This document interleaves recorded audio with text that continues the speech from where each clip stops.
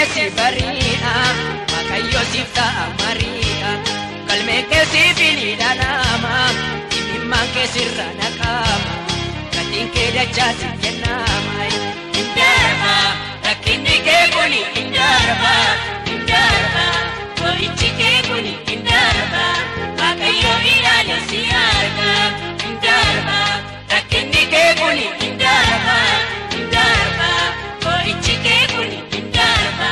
Waaqayyo ilaale si arga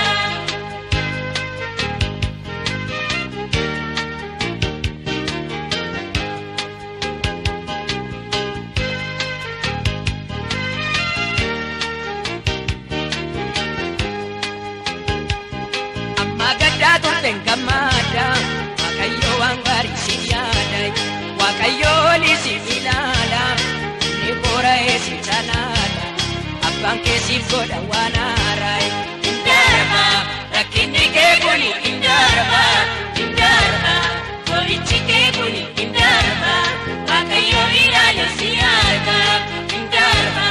rakkinni kee kuni indarba Indarba boo'ichi kee kuni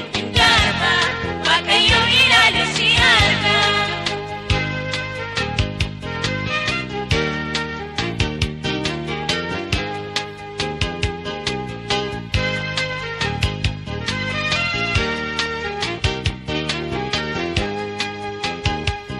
Harka kee gaara sasalliisi Kana kee dhisi harkisi Inni saamame si deebi'a Finni kee guddaa hin ta'a Lafa yaadde si ka'a Indarba rakkinni kee kuni indarba Indarba boo'ichi kee kuni indarba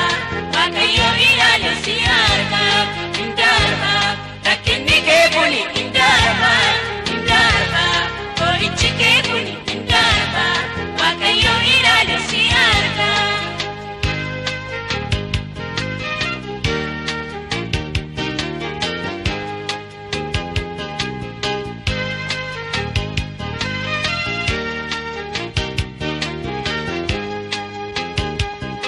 Mutti bojuun si deebi'u Diinonni karaa keetti yaa'u Eebbi kee sirraa fanta'a Warra diina keetti siin ga'a Waaqni kees galata kenna'a Indarba rakkinni kee kuni indarba Indarba boo'ichi kee kuni